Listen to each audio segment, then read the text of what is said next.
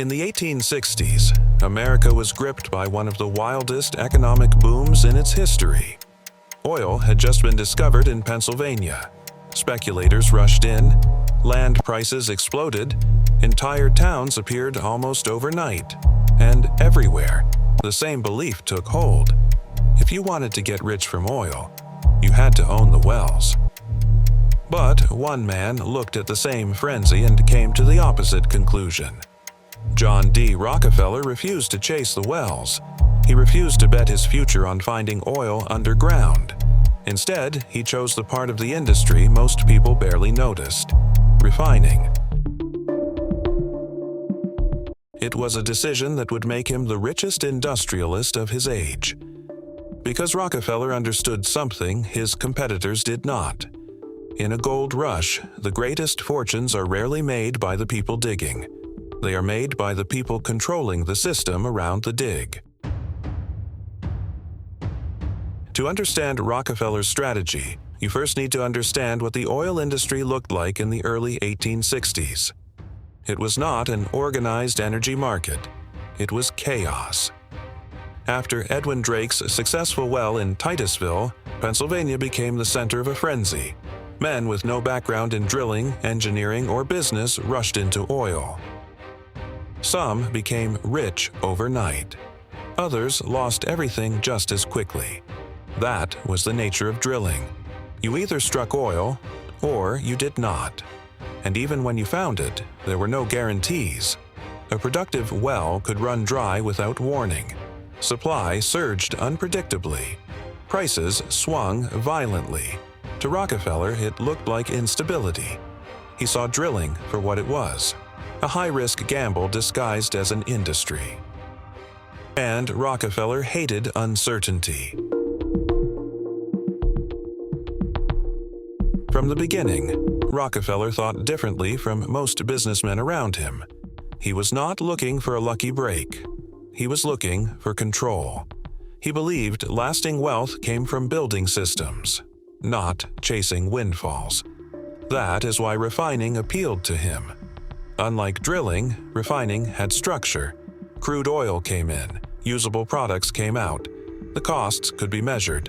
The process could be improved. The margins could be optimized.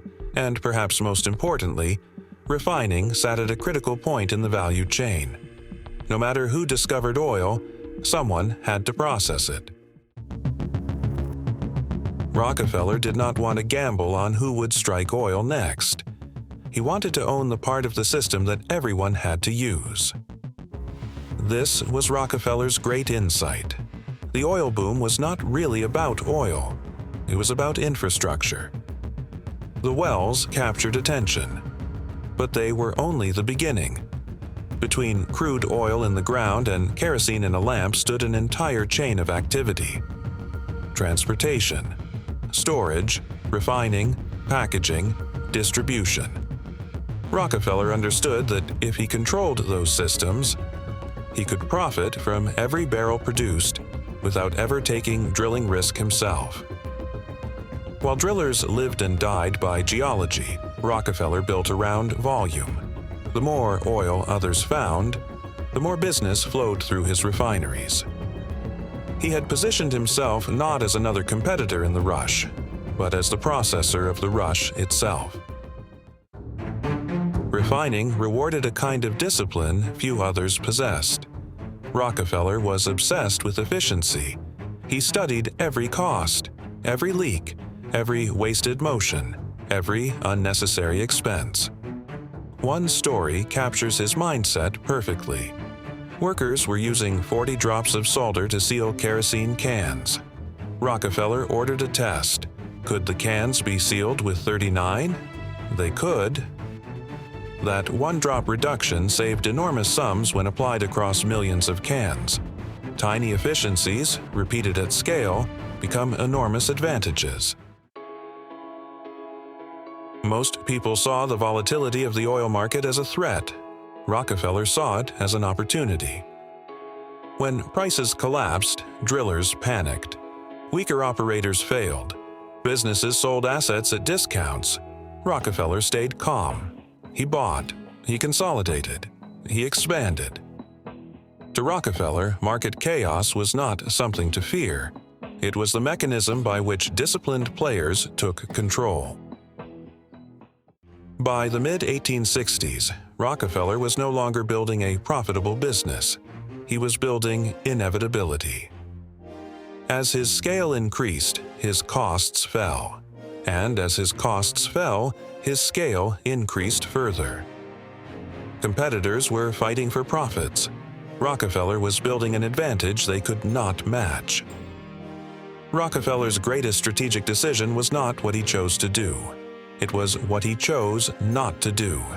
He ignored the glamorous part of the industry, ignored the speculation, ignored where public excitement was focused, and positioned himself where control actually resided. Speculation creates headlines. Infrastructure creates empires. The world remembers Rockefeller as the oil king, but he did not become powerful because he found oil. He became powerful because he understood where power really sat in the system. He did not chase the rush. He built the structure the rush had to use.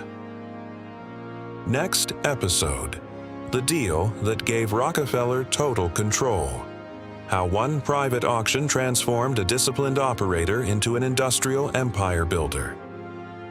Lessons Untold: understanding the forces that shape our world.